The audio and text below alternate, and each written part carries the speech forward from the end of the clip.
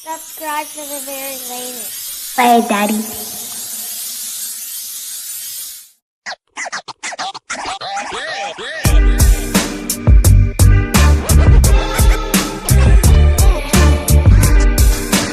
I know what it is, man.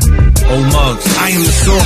5 mics deep in the rap, graffiti, break dancing, DJ and b-boy stance, MCing. I harness those artifacts, collecting data of the transitions like an almanac. Hip hop ain't dead. These young boys different, adapting over time. Every day the world's spinning. Let's celebrate the fact we still winning. We still winning. We still winning. Another factor cap. Since we mentioned LeBron earlier. Factor cap. Is LeBron the most hated player in NBA history? I don't know. Hated? I don't know if he's the most hated. That's kind of harsh. Getting a jersey, but I think it's him and KD. Factor cap, Trent. Factor cap. I think it might Now, be I don't Cap. know. I think it might be Cap. Okay. You think it's Cap? Why you think it's Cap? Oh, that's kind of harsh. That's kind of like a big statement to say the most hated player in NBA history. I don't know. But then again, like I said, that's not my lane. So I think that's just kind of like harsh statement to just blatantly say that. I mean, he could be. I don't know, but I don't know if he's like the most hated. What? But what do I know? I think that's Cap. I think there's players that people definitely dislike more than LeBron. I'm more for one. I think LeBron doesn't get his due, but I don't think he's the most hated. I think people are going to lean more towards KD. I think people get the most emotional about LeBron, but I don't think it's. It get crazy out there. Yeah, but I don't think it's necessarily hate. Yeah. Because I mean, people give him his props, right, Chuck? Like everybody giving LeBron his props. It's kind of.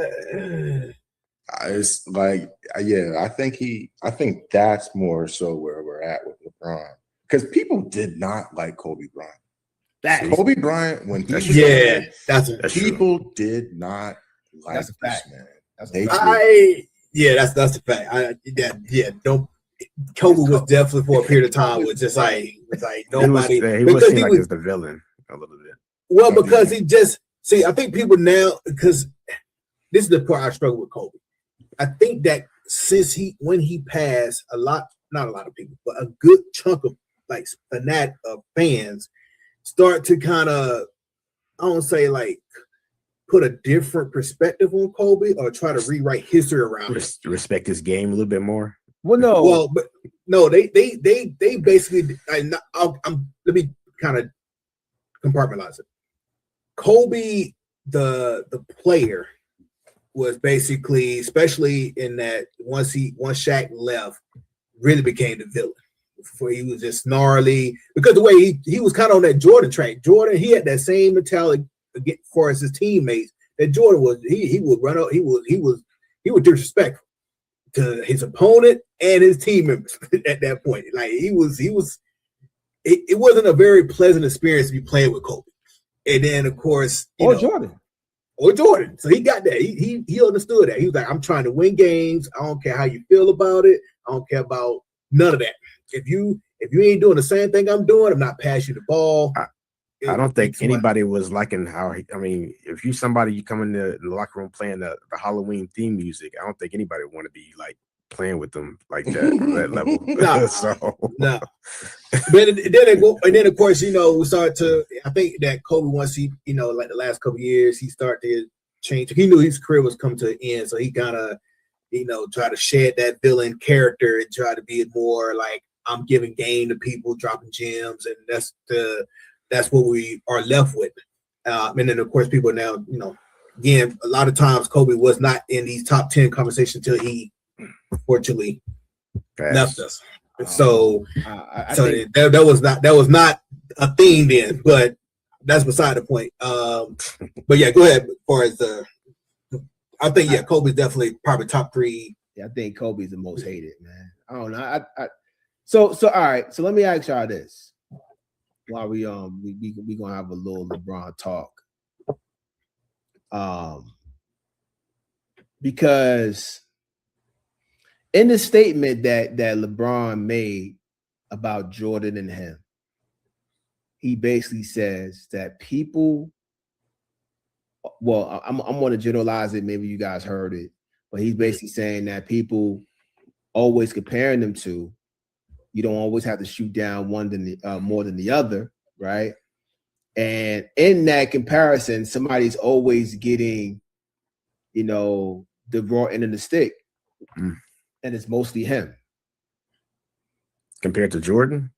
Like the person that always is really being talked about in a negative light is LeBron. When you compare him to Jordan,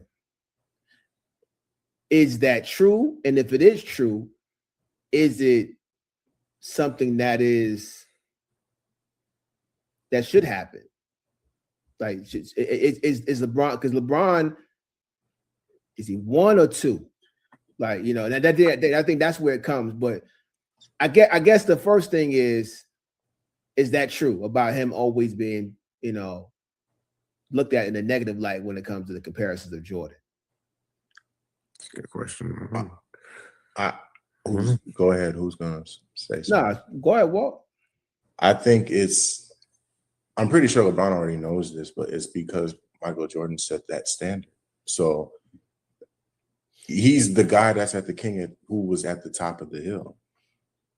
So, of course, everybody who saw that, and even the players that are like, LeBron, who are the peers of LeBron, are still giving it to Michael Jordan because they all grew up watching. And I like LeBron's number is 23 because of Michael Jordan. Like, when that guy has been the guy, and you're the guy that's in the now, of course, like, no one's ever going to give you your kudos until it's all said and done and passed away. LeBron is going to get his due. I think people will definitely, that narrative will shift, but LeBron's got to stop playing. The game's got to miss him. And it's got to, some time has to pass.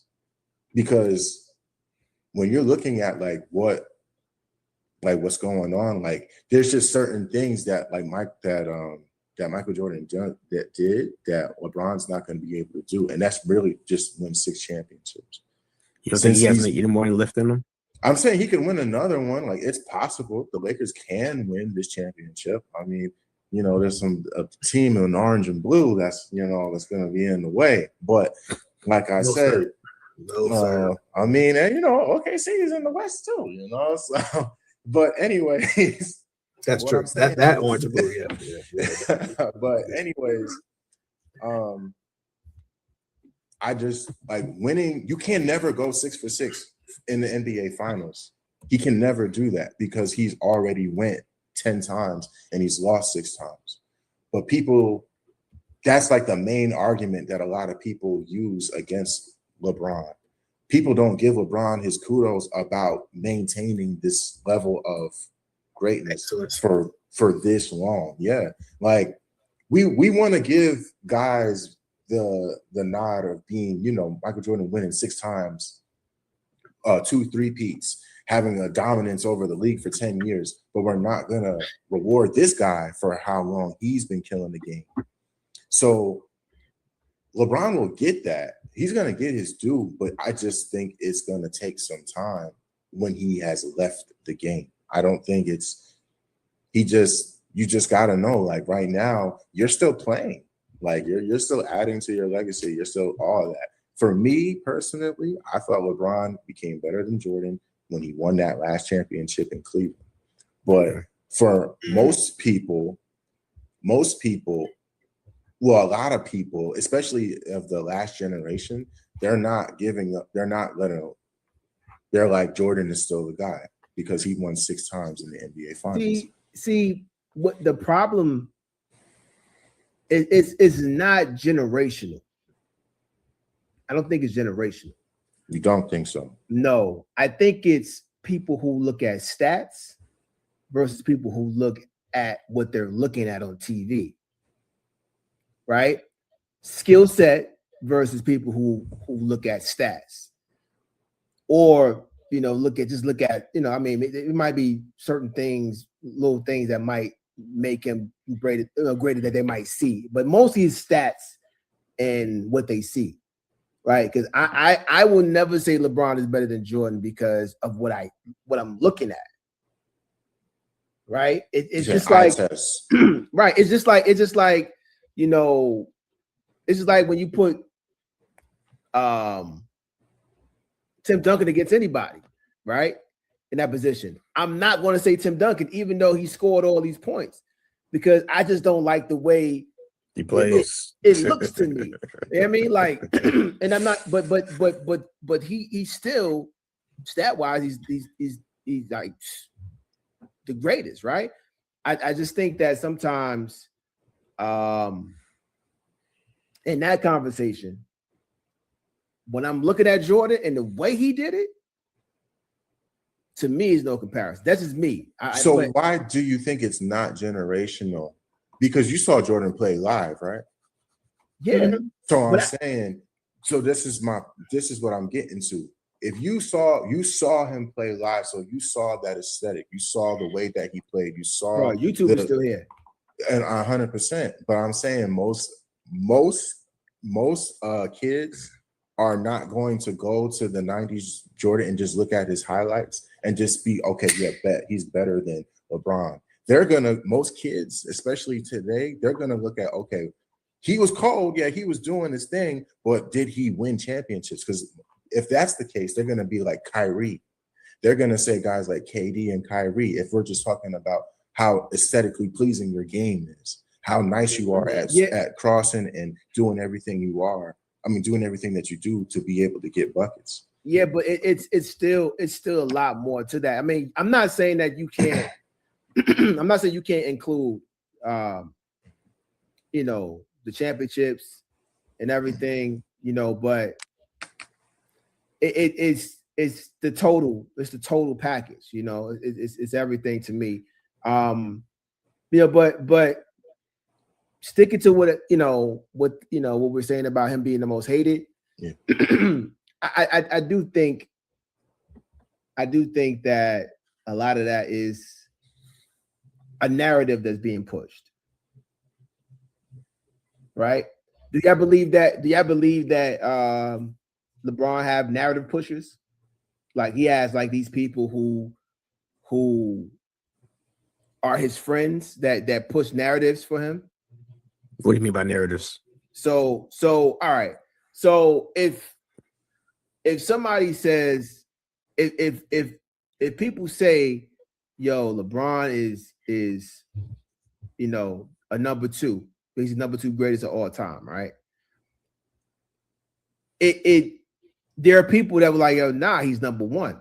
And because people say that he's number two, it's a narrative being pushed that everybody's hating on LeBron, which, I mean, if I was number two in the world, I think that's pretty good, right? If I'm number two in the world, ain't nobody like that's one of the greatest positions you could ever be in a sport, right? In history, he's number two in history. I'm just saying if you believe that he's number two, right? But then you got people that say, well, everybody's picking on LeBron, right? When he's number two. They're saying, yo, he's number two, though. In history, we put him above a king. We put him. There's so many people that could be number two, right? That might have won way more championships than him, right? That might have stayed on the team.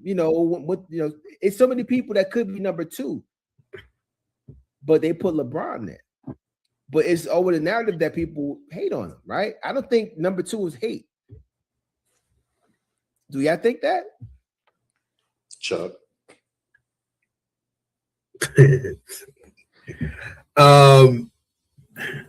Hate is a strong word. Oh, it's strong. I mean, that's far as you can go right there. This is what they say. He says that people hate on him for that. As far as the comparison between him and Jordan, right? I think they tear him down. They tear him down because of that. Yeah, Yeah, because I mean, anybody who's compared to Jordan is like Jordan is such a almost a he's like mythology at this point. It's not even. He's an anomaly. It's not even fair at this juncture to make comparison because Jordan. I always say Jordan came at the right time in terms of his presentation, the way he plays the game. He was a elite winner, and he had the best marketing of any player in modern era. Like he is in our brains so much we can't even conceive the idea of anybody being better than him. There could be another player, like for example, if SJ crank out 6-7 championships in a row, we'll still say he ain't better than Jordan. Being the best player in the league. Because that is where we at with it. I kind of think though people might, if he won 5 championships, I think they might have to give him his props though. No, they might have to. But his props would be he's better than Michael Jordan. And what we're saying is most people aren't going to just be like, oh nah, like he's not better than Michael Jordan. It's the fact that you're saying you're better than Michael Jordan. It's like when LeVar Ball said Lonzo Ball is better than Stephen Curry before he even stepped into the league. And people started going crazy on LeVar Ball because he said that. It was like, who are you to disrespect this player by saying your son is better than him? Even though that's his son, like he believes in his son. So for LeBron, it's like, yes, I believe I'm better than Michael Jordan. It's the fact that the argument has enough validity to it to be believable that people think it's disrespectful. The fact that LeBron has a argument, a dog in the fight to say that he's better than the guy that everyone said that no one would be able to touch. It's that makes it that makes people be so quick to defend. That's why people get so emotional over the LeBron and Jordan argument, because LeBron, how dare you think that you're better than? How dare you think you're better than him? No one is Jesus on the court. Like no one is that guy on the court. Nobody is him. No one is better than him. You think you're better than him? A young kid that got chosen one tatted on his back when he was 18 on the cover of Sports. Yes, he thinks he's better than him. To add to that, because LeBron, his whole. You think LeBron brings up narratives and creates narratives about himself? I think that of course he does. They've been, of course, all of them. Every player does. But the thing about LeBron, uniquely about LeBron, is that it's been on LeBron since he was like 17 years old. That's the thing about LeBron. He has been the center of the light since he was 17 years old. You get chosen one tatted on your back. He did that. Of course, at 18 is what I'm saying. He didn't go to college. He went straight to the pros. And he went to the pros and was already one of the best players in the league. Don't forget about the tattoo that's on his chest either, but that's another story. Yes, he's got some crazy tattoos. Yes. What tattoo is that? He got a Bole tattoo on his chest. He's one of the Boule. It's another fraternity. He's a Boule member. Yes.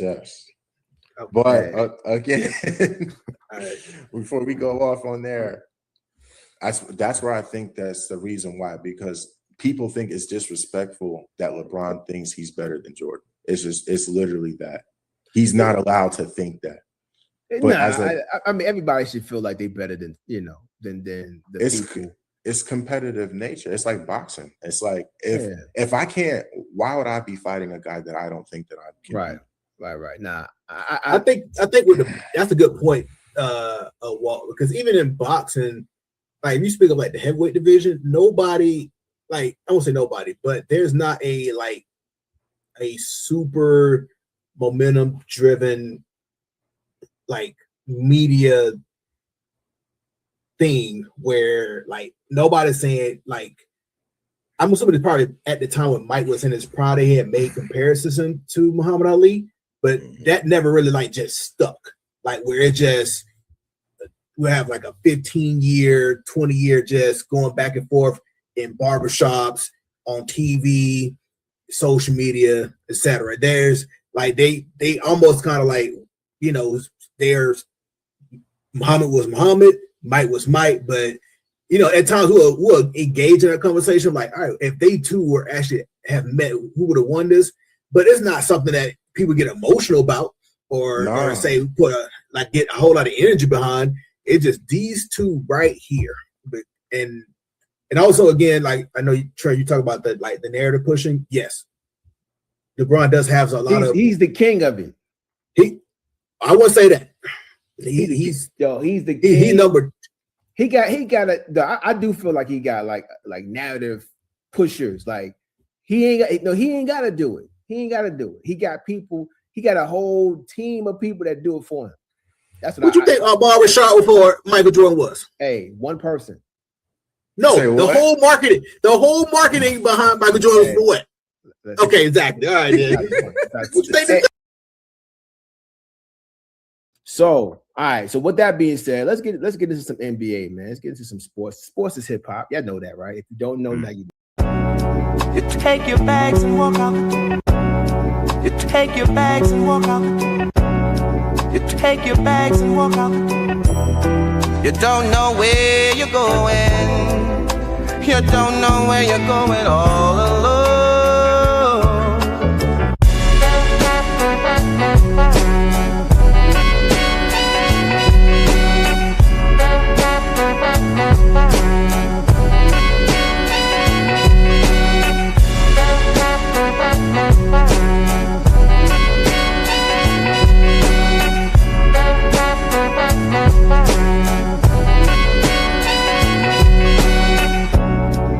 Take your bags and walk out the door.